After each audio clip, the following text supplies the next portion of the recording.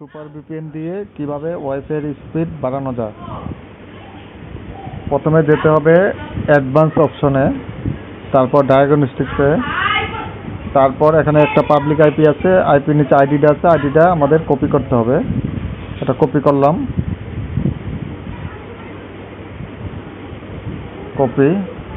তারপর যেতে হবে ব্যাকে, তারপর এখানে আসতে হবে কানেকশন প্রবলেমে। কানেকশন প্রবলেম থেকে ডিএনএস সেটিংয়ে এসে গেটওয়ে ডিওএস সাবডোমেন, এখানে আমাদের কপি করা আইডিটা পেস্ট করে দিব। পেস্ট করলাম, তারপরে অ্যাপ্লাই করলাম, বাস আমাদের কাজ হয়ে গেল। এখন ব্যাকে যান, আবার ব্যাকে যান, হোমে আসেন, দেখেন এখন জিরো ট্রাস্ট আসছে। এখন জাস্ট কানেকশন দিতে হবে, জাস্ট কানেক্টেড, বাস। এখন দেখেন আপনার ওয়াইফাই স্পিড বেড়ে গেছে। ধন্যবাদ।